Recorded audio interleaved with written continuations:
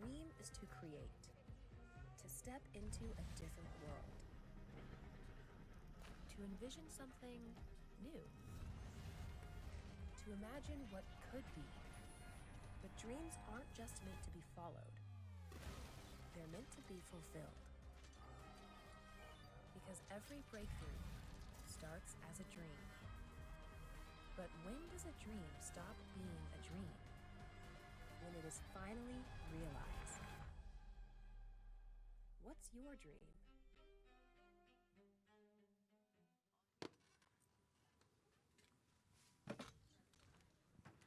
Hello, everyone. My name is Austin Nauert.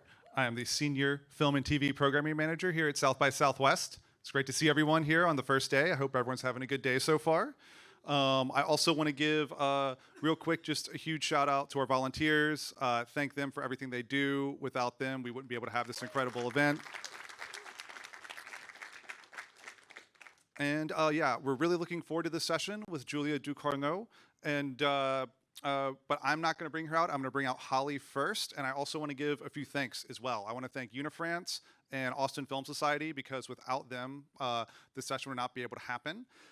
And the session is actually being moderated by Holly Herrick. Holly is the head of creative media at the Austin Film Society and one of the great film champions here in Austin, Texas. So I'd like to give a huge thanks to her, AFS, and Unifrance, because without them, this would not happen. And also AFS will be doing a screening of Titane, but I believe with Julia in attendance, but I believe, I would tell you to go to it, but I believe it's already sold out. They can confirm that when they come out.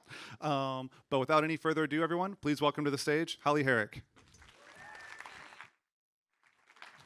I'm so pleased to be with you all today. Welcome to Austin, for those of you who are from out of town. South by Southwest is known for celebrating creatives and independence of thought, and that's why it's so exciting to have the guest we have here today. Julia Ducourneau is not only a groundbreaking new filmmaker, she is also a historically important filmmaker, not just because she is only the second woman to receive the Palme d'Or in Cannes, the prestigious prize, but also because she has pushed the boundaries and limits of the horror genre, allowing for new film language to come forth. So we'll be talking a lot about that today. So prior to her film Titane being presented in the main competition at Cannes in 2021, Julia was celebrated for her incredible breakout feature, Raw, which premiered at Critics Week at Cannes and was really a revelation. And from there, it was nominated for six categories at the César Awards, France's Oscars, and her award-winning film prior to that was Junior, a short film which announced her talent, but also some of the thematic pursuits that would carry on through the next several films. While many French filmmakers have presented work in the US, few have broken out in the way Ms. Ducourneau has. She has inspired so much discussion about horror as a genre, about gender and representation in film and on screen. So we'll talk about three main films today. Her 2011 film, Junior, in which a pubescent girl goes through a monstrous transformation. Her first solo feature, Raw, in which a young woman develops a thirst for human flesh while in her first semester at veterinary school. And finally, her Palme d'Or winning Titane, where the film's point of departure is a female serial killer with a metal plate in her head who has a one-night stand with an automobile. With that, I'm actually going to share a few words from the film critic, the amazing film critic Justin Chang, about Titane before I bring Julia out. So Titane is an essay etched in rivulets of blood and oil on the mutability of gender and the pliability of desire. It's also a profane hymn to the specific alchemies of fire and metal, to the dark allure of forces that can destroy us no matter how hard we try to bend them to our will. And finally, perhaps, is Ducourneau's attempt to turn that very destruction into a creative act, to envision the world collapsing in an unholy trinity of flame, chrome, and flesh, and to pull an improbable and singularly incandescent love story from the wreckage. Ladies and gentlemen, let's bring out Julia Ducourneau. Hello. Thank you. Such a pleasure to have you back in Austin. It's my pleasure. So the point of departure for your films is often the family. So that's going to be our point of departure today. And I want to ask you about, you've talked a bit about your parents in interviews, but I want you to talk a little bit about your role in your nuclear family. Yeah, my parents are really tired of hearing me talk about them. And they actually asked me to stop. They're like, enough talking about us. You're 39 now, it's pathetic. And that's right, I mean, it's true, they're right. I'm the youngest child in my nuclear family. So I think from as far as I can remember, I've always found a heaven in storytelling. I remember really, like, I think from the moment I learned how to write, I also learned how to put my thoughts, you know, out. That was the point of all this, and I instantly started to come up with stories, which I did before maybe already, because when my parents would tell me bedtime stories, I would always like plead them to actually create it together instead of just like reading from a book, which I had known already by heart anyway. So I wanted to create the stories with them, which was very difficult for them because they are not storytellers. And I think it was quite a challenge for them, but I always ended up doing the whole story anyway. And yeah, and that's the kind of kid I was, you know, like very much in my own head a lot. And you had siblings?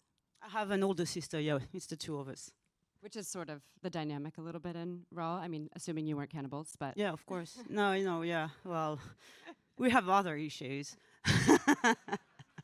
So you talk about storytelling with your parents. Your parents were doctors, and you can talk a little bit about this in terms of how you deal with the body, but was it a big leap for you to think about yourself as an artist, coming from a family where there's science and the practice of medicine? Honestly, yeah, it really was. I mean, even though my parents are very supportive and have always been, I think there was, it's understandable.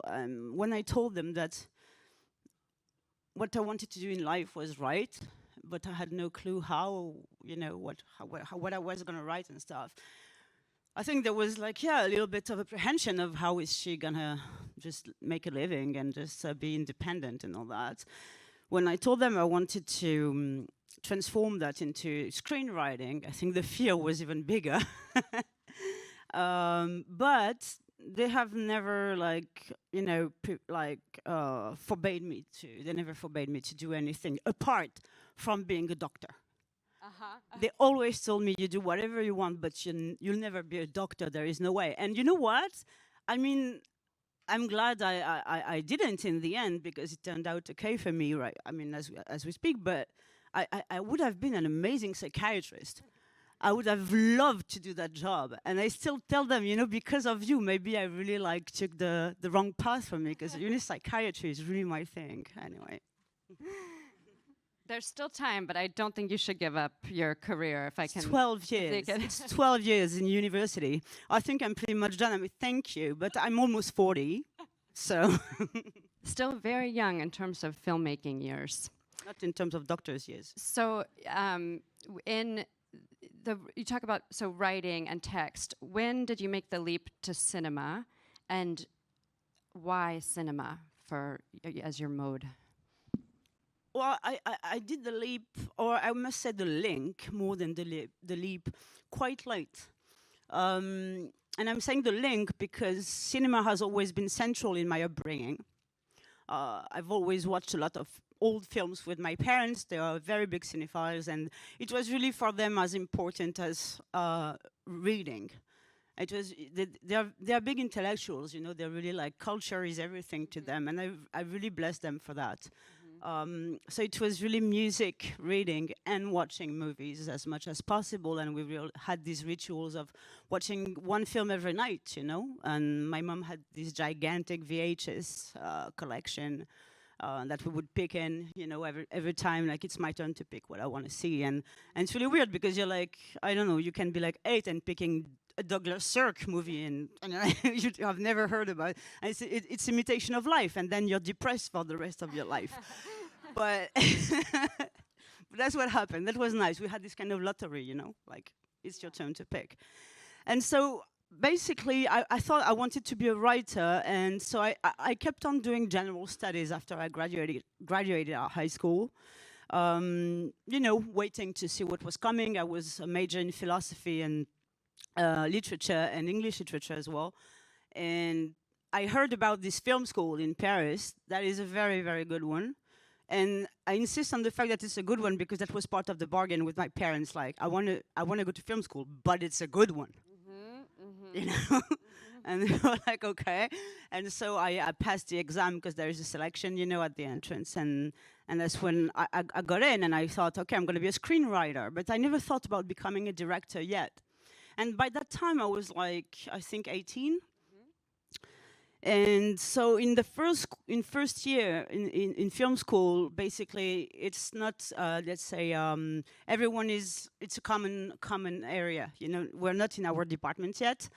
And so everyone can direct, and you can have like these small digital cameras to rent at the shop in the school and stuff like that. And from the first really shitty little short that I did, that didn't even have sound. It was actually like mute. The first time I did that is the first time I realized that I was still writing as I was doing that. Like, choosing where I would put my camera, directing my actors, directing the entire crew was exactly like writing. And, you know, with the years, I also realized that when you're writing, like actually writing in front of your computer, you're already directing as well. Because when I write everything I see in my head, and I think everyone does, you know? So I write for every department. I write for the CGI department. I write for the sound department, costume, you name it, you know? And so I'm already directing, and when I'm directing, I'm still writing. So for me, all this is a big, big, nice mess. I love it. So La Fémis is the school that you went to. As you said, it is highly competitive. It's one of the world's best film schools, not just France. What are your strong memories of that period, and what about that experience helped to form you as an artist beyond understanding what it is to direct, but especially as someone I think who needs a lot of freedom, from what I can tell? Yeah, but that's the thing. That's what I liked about that school, is that I got the freedom. We all got the freedom. I mean, you pretty much like created your own freedom within that school, because it's a semi-professional school. So you're not like, you don't have to be constantly in class, and the classes are not theoretical. I mean, we must have had like, I think maybe 4 hours a week of movie analysis. That would be like the most theoretical course we had. But otherwise, it was all about writing and make the other people read what you have written, and then hearing their criticism, and there were tons. And actually, I think like one of the best things that I learned there is how to take criticism, and how constructive it can be, and how you can't be reluctant to criticism if you want to achieve something good or valuable that you can actually communicate to others. You've got to be like receptive to that. And of course, I think that you can be receptive to criticism as far as you know strongly and with a lot of conviction what you want to say. When you have that red thread in your mind, and when you know exactly what you want to say, then you can be open, because you can bring everyone into your idea. You can communicate that idea, explain to them very precisely what you want, and then their criticism is always going to be good. You know, it's always going to make things go forward. So I think that's the best thing that you've heard, because, you know, it's funny, in La Fémis, so we had like, there are as many departments as there are on the set, and also with production and all that. And the people in directing, they had the good life. Because people in directing, it's like 6 of us every year. Each promotion, it's 6 of us by department. Okay, for each department, 6 students. And the people in directing, they were the stars. They were the stars of the school. It's like you could not tell them anything. They were like genius. Everything they were touching was seen as gold. It was funny, you know, there was this kind of like, yeah, I'm a fucking director, you know, vibe. That was cool to see. But I'm glad I did it in screenwriting, because screenwriting, we were kind of like, obviously, the nerds of the school. But at the same time, we never heard once in 4 years that what we had done was good. Not once. Everything was shit. It was constant shit. All the the teachers were always like, that's not good, I don't get your character, it's meaningless, just get rid of it, I don't get it. What's the arc of your character? It doesn't move. I mean, it goes from nowhere, you start there and it goes to nowhere. That's bullshit. And everything was like this constantly. And this is so humbling. And at the same time, you learn so much. I'm glad, you know, that no one ever told me in school that that was good. I mean, honestly. How did you leave with your confidence intact? Well, again, it's like,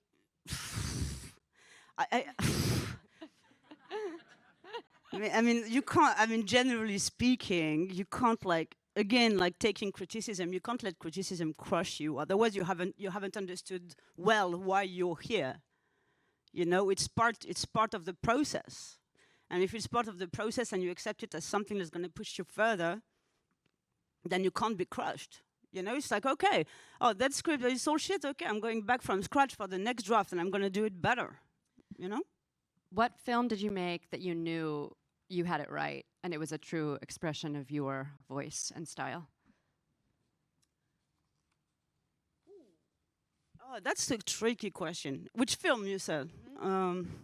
Fortunately, I only did 3.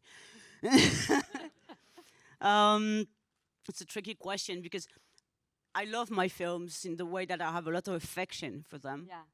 Because I know all the hardship I went through to make them and all the love that I put in them and the love that I shared with my crew and my producers that we put in them.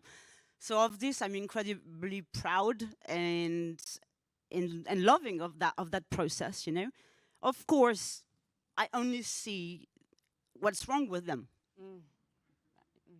So I can't tell you, like, what I like is like, I can tell you that in between films, what I like is noticing a little bit how I evolve and how I evolve as a filmmaker, as a human also, of course, but as a filmmaker. And I see, like, I tend to see where I feel too comfortable and when I should get out of that and what I can do. Oh, I can do that. I know I can do that. I've done that before. Is it a good thing to do that again, though? I'm not sure. You know, and it's always trying to look for the unknown somehow in order, again, to push yourself forward. Because I think when you feel comfortable, that's if you feel too comfortable, it means that your film is going to be shit. I mean, it's really obvious. It's like, if you feel too comfortable, just change your scene, change your character, do something else, go. I mean, be harsh with yourself. But what I like is seeing that even when you aim for the unknown constantly, there is a little glimpse of solid and true identity that you can see from one film to the other. That is what they call signature, if you wish, which helps you relate to what you're doing. And that, honestly, that can be in anything. It can be in a commercial as well, for example. Like, you know that, you look at it like, okay, it's a commercial, okay. But I can tell you that's my commercial. I can tell that I did it, you know, and I did not execute someone else's plan. I did it. And that's really rewarding, I think. Can you talk about the process going from junior into raw in terms of both the creative process, but also getting your first feature together? From junior to raw. There was going from junior to raw was actually quite a long time. I think I did junior when I was 26, and I was in Cannes with raw when I was 32. In between, I did a TV movie that's called Mange, which means both in French, eat or eat dirt. And which was a really strange film, like, man, even for me. I don't see it really connected to the rest that I've done, to be honest. It was a really weird exercise for TV anyway. And so that's why there is this big gap in between junior and raw. However, coming out of this strange thing that I did for TV, I definitely wanted to go back to what I had started with Justine in junior, because in junior the main character is also Garance and is also called Justine. And I think, like, for me, the thing is that I just want Garance, Marillier, who plays the Justine in both films, had grown up, you know, and somehow I wanted to my character Justine. I was not ready to let her go, and so I wanted her to have grown up as well, because only Garance can play Justine, and she had grown up. So I wanted to see what kind of teenager she was now, and of young woman more than teenager. Anyways, and I think that I don't know how to say that, but I think that the world got darker for Justine in Raw, because Junior truly was a comedy. I mean, it was dark comedy, it was a gross comedy or whatever, but it still was a comedy. I mean, there was this like cute thing with her best friend whom she's in love with and with whom she shares like a lot of gross stuff.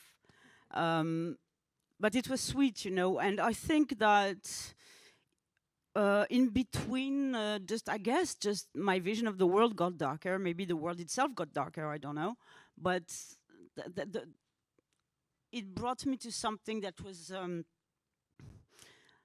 yeah, a little bit less sweet and a little bit harsher. And how did Raw come forth? Was it like you had Garance, and so you had the character, and then from the story perspective, was it really connected and things happened quickly, or was it sort of a slog to get through to what the real idea was and what the script would be?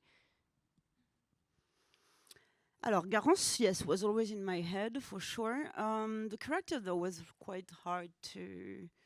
It was hard to write because, I mean, it's obvious, and I had the same issue with Titane, even though it's reversed in the chronology of the structure of the film.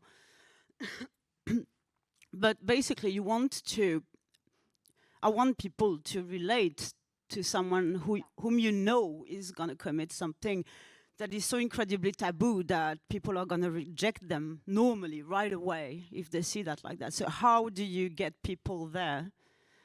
It's not easy. It's not easy, and it's not just like having that cute girl at the beginning and then beam, oh, it's okay, she's still cute. No. And especially though I knew how I wanted to portray that, and I knew how I wanted also to be with her in that moment and not to be just an outside observer of her as she eats that finger, but really to be in her experience, which can definitely trigger, obviously, a lot of rejection on the part of the audience. So how do I make you not judge her for that and make you keep wanting to know more about what's going to happen to her instead of just like giving up and say, oh, she's crazy, I'm leaving the room, you know?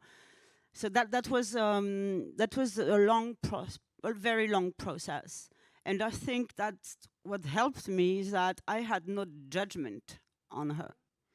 I had no judgment on that. Obviously, I did a lot of research on cannibalism, not because I wanted to use it like de facto in my film, but also to experience my own sense of morality.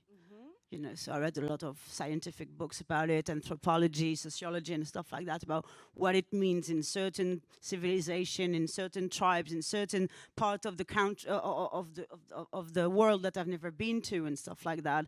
How, like, to have like a broad, let's say, approach of why is this a taboo, and it is, and it should be. And the main reason, obviously, is that it contradicts the idea of evolution for a species, which is the point of a taboo. But how it's interpreted and how it's dealt with, you know, in other times, other space, and all that. And I wanted to myself to be like, to have this full spectrum and knowledge on that. So that's, I am sure that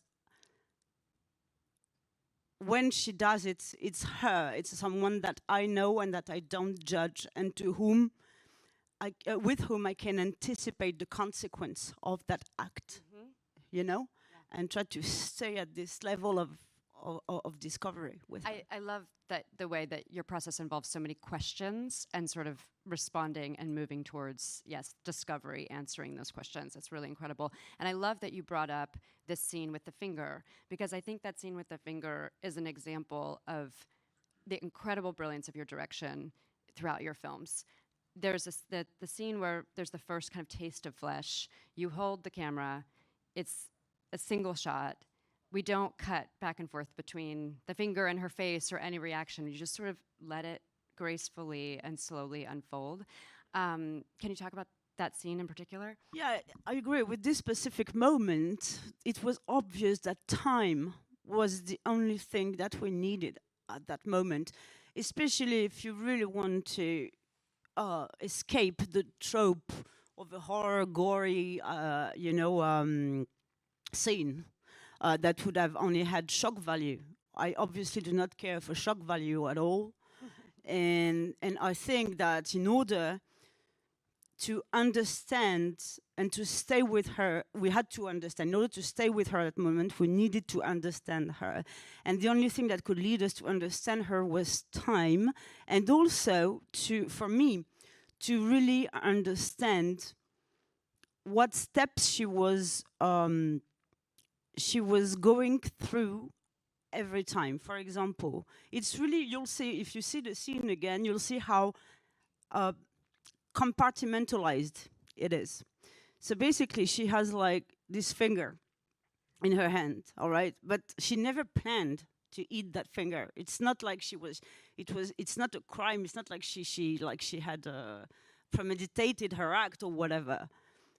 All I want to talk is impulse. Impulse, impulse, impulse. And taboo is all about impulses, obviously. So she has this in her hand. And what she wants to do is to preserve that finger in ice so that when the ambulance comes, they can stitch it back to her sister's hand, which we would all do, all right? So she's looking for ice. But this is a shitty co-ed apartment. So there is no ice. And the fridge is empty anyway. So there is no ice. So what do? You're looking for a bowl or something. Well, there is no bowl. Why would you make it easy on your character, right?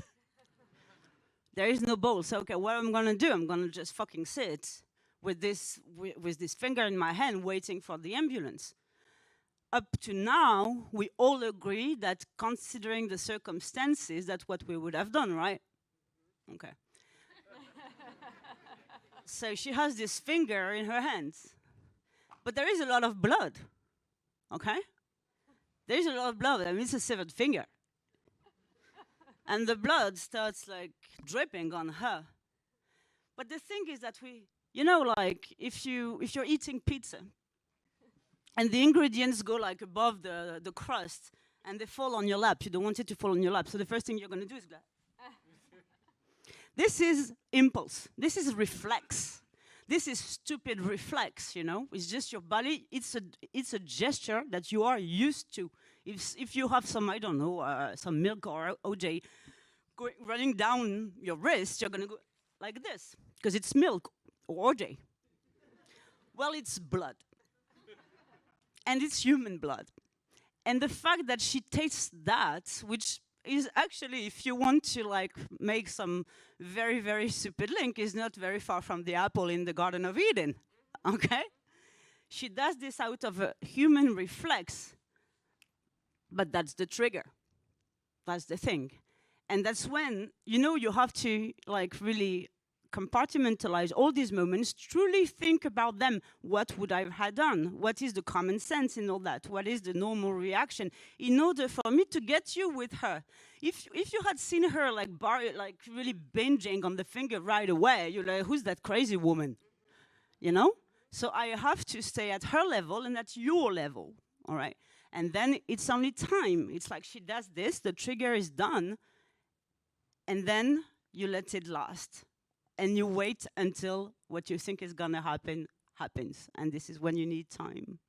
Yeah. Yes, and Hitchcockian, because that's the nature of suspense. We know what's going to happen. It's just a matter of when. I planted it in your head, yeah. So you just talked about how much you're paying attention to the body. And you're paying attention to the body, too, in your casting. And I think it's something I really notice in your films, because sometimes you see films where clearly casting is about the way an actor delivers dialogue or the way that their facial expression works on camera. But for you, your characters are embodied fully. Can you talk a little bit about that? And when you're casting, what you're looking for, and the movement and the physicality that comes in for you? That's very interesting. Of course, because there are so few dialogues in what I do. It's actually tricky when you have to rehearse, and even in cast, it's tricky because I don't have much to give. You know, I mean, there are really few dialogues. So obviously, it can't be based on that.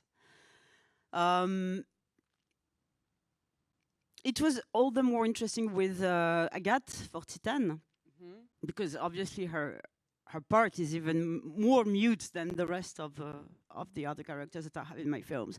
And also because for this specific part, I wanted someone who was not an actress or actor, and someone who had never been seen, on whom we could not project anything. So what do you ask for them in casting, you know? So obviously, you're not I worked a lot with improv, but when you do improv, which is already something super hard to do for like a trained actor or actress, for someone who hasn't done anything before, obviously you're not waiting for a wow performance. If you're waiting for that, then you didn't understand what the point was of your casting. So what you're looking for, I think, is, for me, it's a lot. It's really the energy. I don't know how to say it. It's the way that person contains their energy. I would feel that in that moment, someone I'm really like thinking right now. I mean, it's far ago, but I think the people who were out too much for me at this moment were people where I thought it was going to be difficult for me to actually draw. Because you have to draw, you know, not only the character, but also the actor or the actress, you know, because they have never done anything before. So it's like you have to not only create a character, but you have to also create an actor or an actress at that moment. And I think it's really a lot about a form of being almost feverish, somehow, something that is quite internalized and yet strong. So I would say that in this particular aspect, for this particular part, less was definitely more, definitely.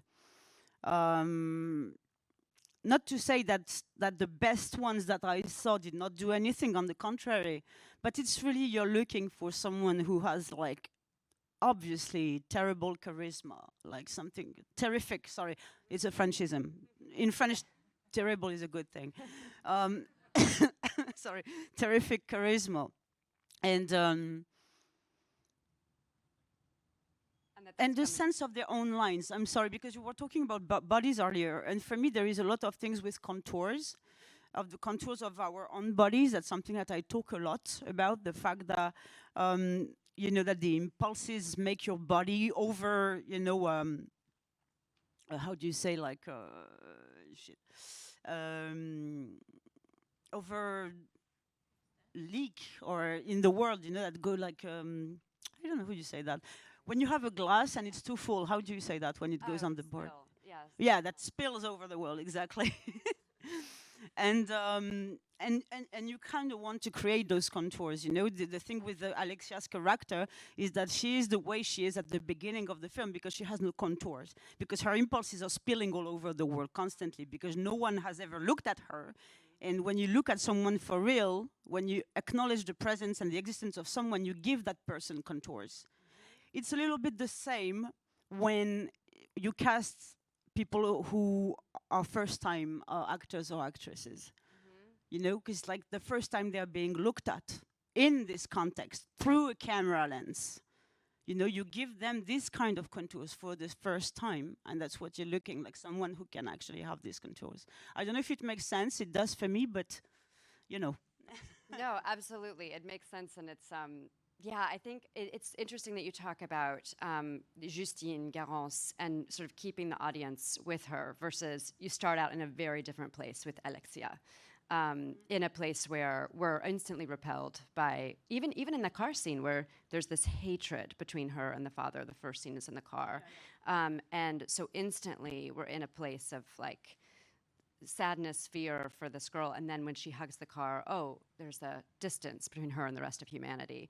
So was that scary for you to be like, oh, I've worked in Raw where I'm approaching the character to the audience, and now I'm starting out where in a place where I'm instantly creating this division?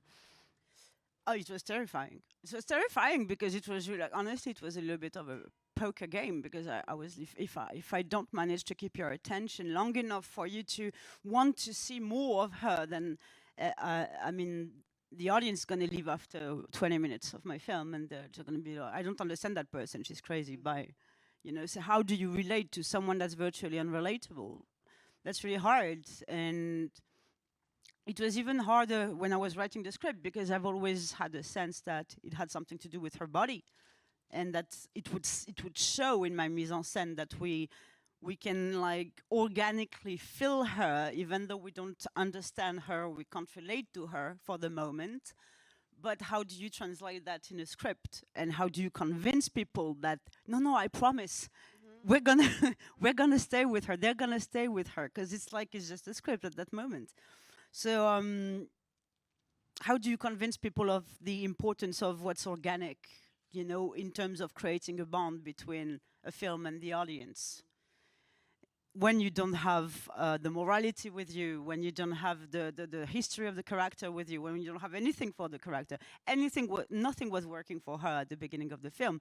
She was really just death impulse, and no one wants to see that, you know? So yeah, it was quite terrifying, but at the same time, I was very, very, very, very aware of and convinced that this is what my film require in order to reach not only her meeting with Vincent, but to reach to the end, where we have the true birth of a new humanity, which is obviously the baby who is born, but her humanity as well, her becoming a human. I wanted us to see someone becoming human under our eyes. And what does it mean exactly becoming human? So I had to start with someone who was quite inhuman at the beginning. But it has been very, very, very tricky to do, for sure. I love that, becoming a human, because in your films, something thematically that we see is, people talk a lot about gender in your films, but what's interesting is, to me, it's more about convention, and people, the convention is sort of dictating aspects of our lives. And there's this, with Alexia, she actually puts on a uniform to receive love, in a way, because she wears this uniform to hide herself as a boy, and that's when she's accepted into this family. So I just think about freedom and convention and conventionality in your films, and I'm curious how you think about those when you're writing. You're talking about the freedom of my characters? Yes. Yeah. But ultimately, I think all my characters are free because they mutate. So for me, this is really like the most cinematic expression of freedom in movement. You know, it's like you can really like shedding the skins. For me, means also very much questioning you as a person, and also and pushing you forward. You know, in a forward movement, and again to the unknown. Like, not I want to become this, but just I want to become. You know, and that's the only important thing.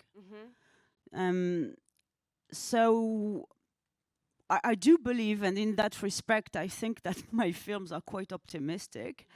I do believe that all my characters are, in the end, confronted to their freedom.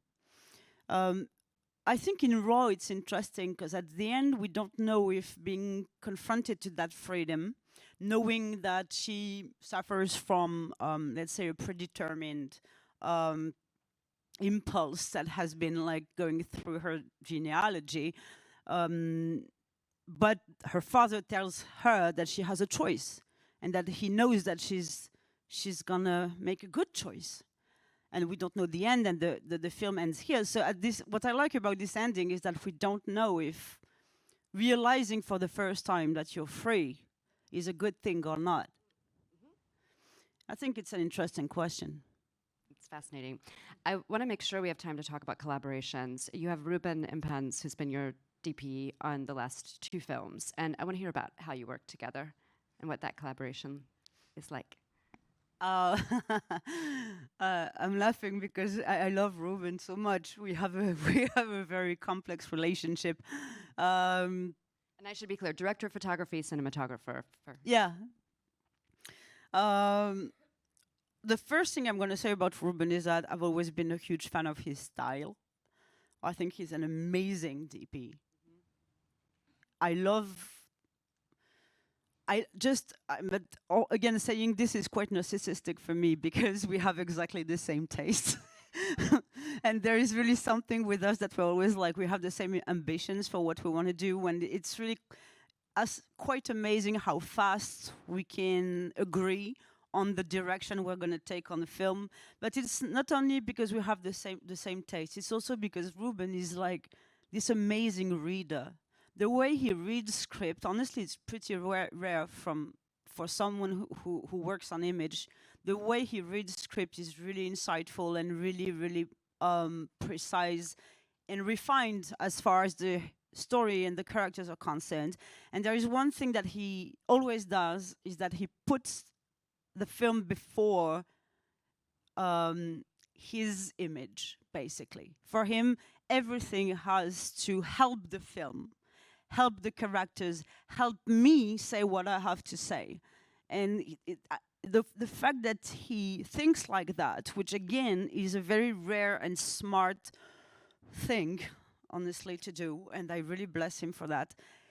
The fact that he thinks like that helps both of us to push our boundaries with what we want to do. And we can be so cheeky, we can be so like, you know, when you think you're like the coolest person in the room, like, yeah, let's do that. Let's fuck everyone, we're gonna do that. And you're like, we're so cool. It sounds stupid, but yeah, there is a childish part of that job, honestly, and thank God, that's why it's so cool. So, but the fact that it's also because he's so incredibly helpful and mature in the way he apprehends the script, and he's someone who really works on project that he chose, that he like, and who just loves telling stories. He doesn't just love taking nice pictures, or he doesn't just love lighting a good shot. He loves telling story, and I must say he's as much of a storyteller as I am. And that's what makes our relationship, I think, so profound and rich. It's because the both of us, we always think about the characters and the story first before we decide that this shot. Because, you know, it happens sometimes, like we set a shot and stuff. It's kind of like distributed that way between me and Ruben, that he's with the light a lot, and I'm very much into the frame. And he lets me this space with the frame, which I'm really like grateful for, because for me it's something that really helps me write my story, the frame. But when we end up with something really cool that looks cool, but we're like, what does it say really? If it doesn't say anything, if the conclusion is that it doesn't say anything, we just don't do it. We go for something simpler, but that is just like way more, you know, closer to the characters. Like, it's always like we really push ourselves, not trying to be the cool cats. Yeah, you know. How much of this happens in prep versus is happening while you're shooting? And can talk a little. Sorry, how much of this is happening in prep versus when you're shooting? And can you describe your prep process? It's both, actually. It's like we do quite a bit of prep with Ruben, both of us. So basically, what I do is that I do the shot list, and I mean not the entirely, but like I do, let's say the first 10 sequences, whatever, and then we meet. I tell him what I want to do, that, and he says, yeah, I see what you see. I don't get that shot though. Don't you think that this could be a little bit better? Why don't we have the movement here? What you said, like dolly, but isn't this stead? And I'm like, oh, I hate stead. I'm like this, and he's like, no, but you know, in the perspective, maybe stead would be better. And we just like dialogue over you know, the short list that I've come up by myself. And it's just like how to make things again better and better and better through dialogue. And the same with the light. The light, the moment where we talk about the light, it's a nice moment because it's like coming up with references and stuff like that. Our references, weirdly enough, of not very often films.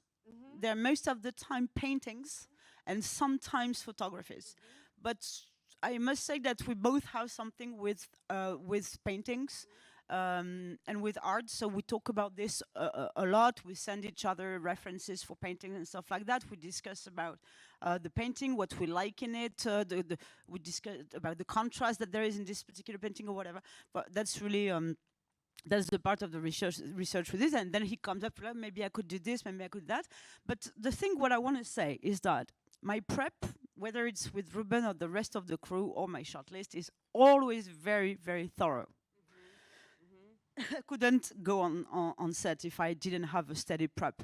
But I'm a very strong believer that the more prepped you are, the stronger your shortlist is, the more you can improv on set. Because basically when you have prepped so much, it means that you know where you're going. You know what you're doing. And so when you get on set, you know what you're going to say with that shot. You know where you're going to. You're not like looking for it for hours, like looking at the birds or whatever. You're like, you know what you're doing. You set it up and you go, oh, that's a downer. Nope. No, that's not going to work like this at all. Not at all. Okay. But when you know what you're doing, you can find a way that is very fast, very quick to get closer to what you want to do on set. Because for you, it's not a mystery. It's not like you're looking for your shot. It's just that your shot has been found, but now you have to just make it happen for real because what you had planned doesn't work. And I've always worked like that. I think this is something, honestly, that comes with, I've done a lot of ballet dancing when I was a kid and piano. So I have this kind of like very traditional, artistic upbringing. And both in ballet and in piano, basically, you cannot do anything, you cannot interpret anything if your technique is not on point. You can't do anything if your technique is not on point. And I think it works for everything that is artistic. In order to really interpret something or to express yourself fully, you have got to know the basis and you've got to know where you're going. I apply this to myself. You are so ambitious with what you're trying to achieve on set. You have prosthetics, you have real effects, you're dealing with these scenes with tons of actors. Can you talk about making that work, and is it ever falling apart, and how do you know when it's really working? Because there are a lot of elements in your question. Alors, it does fall apart sometimes. Again, when you're prepared, it's not so. It's very stressful, but it's not scary. When you're prepared and you know that your crew is prepared and that you have trust and faith in your crew, then it's very stressful because you know you're going to maybe lose a bit of money because it's going to take more time to redo everything and stuff like that. But it's not scary, like, oh my God, where are we going? What are we doing? Okay. So, like, for example, in the end, the last scene in Titane, the birth of the baby, was a little bit of a shit show at the beginning. It was very funny because originally I wanted to shoot with a real baby, okay? And so we casted real babies. But the thing is that in France, I don't know how it is here, but in France you cannot work with babies that are younger than 5 months old. Have you seen the size of a 5-month-old baby? I mean, the guy can talk. He can go to the bank. I want my checkbook, all that. And when I saw the 4 babies waiting for me on set the day of, I saw that. What is that? And I don't want that. They look like Buddha or whatever. They're huge. They were huge. I mean, if that went out of her, that my film says a whole other thing again. I mean, it's like, the hell. So, but I was a bit sad because the babies were really cute. And I was like, oh, I'm firing babies. I'm a monster. And so that didn't work. And so they were like, yeah, but we have a fake... I remember my head of prosthetic effects was was like, yeah, but we have a fake baby that we had planned just in case. So he shows me the baby, but the baby is like, I don't know how to, it's dead. It's pretty much dead, you know? Now, but I can paint it a little bit so it looks like less dead. And I mean, it looks dead. I don't know what. And honestly, I started panicking a little bit because that was a very big scene. And it's the last scene of your film. I mean, come on. And what are we going to do? So I go with the CGI head guy. I mean, what can we do? What can we do? Are we going to do really a baby in 3D? Or what, are we going to do 3D? And I see the face of my producer. Do you know how much it is to do a baby in 3D? It's crazy. I mean, it's crazy. I mean, by our French budget standards, it's crazy. And it was not planned at all. And so I'm like, okay. So we take the fake baby, they cut it open to put some like metal in it that were supposed to be the spine and stuff like that. And so basically, both the head of prosthetics and the head of CGI came to me like, okay, we're gonna do a mix of both. Okay, we're gonna play with the dead baby for now, and and then afterwards we'll make it in motion without having to do the full 3D. We'll make it in motion afterwards in post. So actually, that was a good idea. I'm glad, honestly, they united their forces and came, because really I was on the verge of nervous breakdown. I was like, and so that worked. But the funny part after that is that how did you direct Vincent Landon, who is a very, very famous actor in France, but who's very much used to incredibly realistic films and like social dramas and stuff like that. And you tell him, okay, you're gonna have to play love with a dead baby. And I think he had never played with a prosthetic before, but like that much, like something that is that obvious that it's nothing you can actually relate to. It's just dead plastic. And it was like, it was really like, he's just like, but what is it? What's like, I mean, man, that's a baby. I don't know what is that. So all in all, it was supposed to last one day. It lasted 2. We lost some money in the end. The result is good. Thank God Vincent is a genius, because these tears that he gives when she gives birth are really they were the first take that we did on that, so he's really brilliant. But Vincent, he's funny, he's like,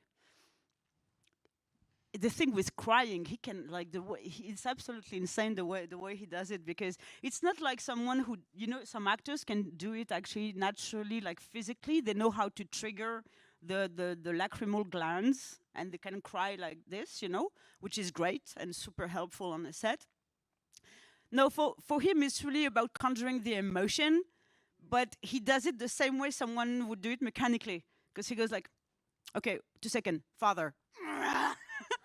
And that's it. That is so impressive. I mean, it's like 45 years of career. I mean, the guy is a genius.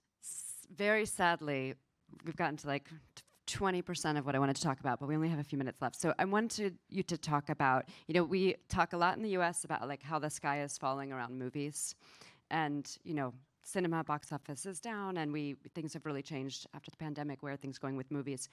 What is your hope for sort of the future of movies, and for French cinema in particular, knowing that you're part of a continuum in French cinema where you're breaking ground in many ways. There are very few celebrated genre French filmmakers. And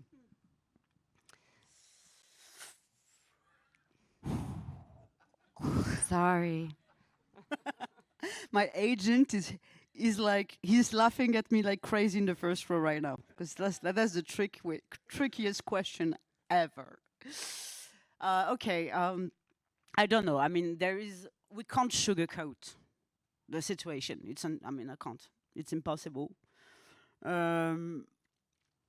It doesn't mean we can't have hopes and all that. I think, again, for me, everything stands in our capacity to adapt. And that's really something that is that's my philosophy in life, to adapt constantly. I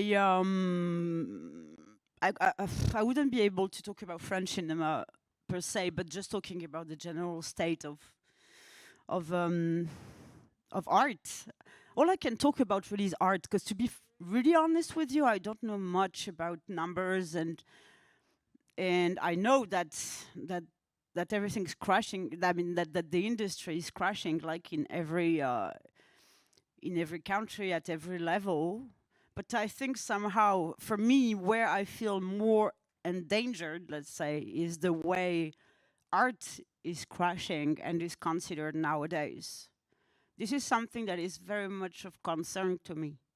Like, for example, it happened with me, with my films. You're gonna say with my films, it's normal, but I'd rather like keep it to my own experience than try to make a broader statement. But like, for example, some people seemed at one point to think that I was a cannibal, or that I wanted to kill people or fuck with a car.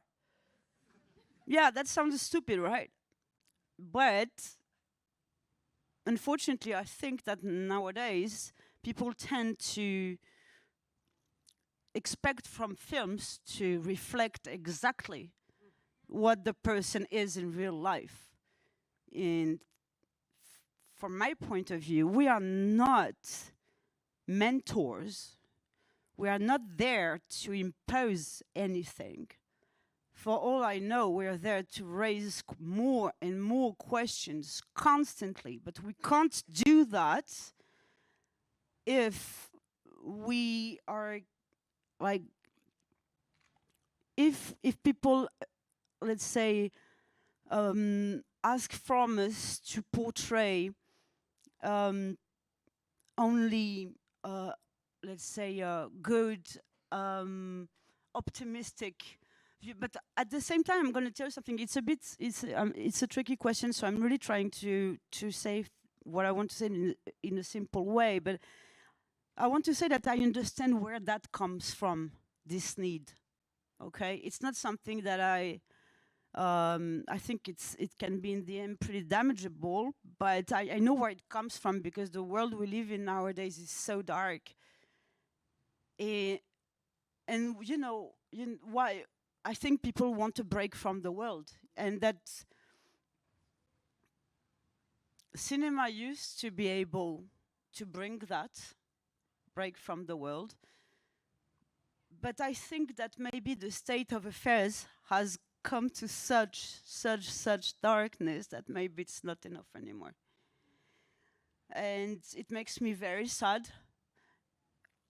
But at the same time, I'm pretty sure that there is something irreplaceable in what we do. But when I say we, I can talk as well about the museums, about exhibitions, about concerts.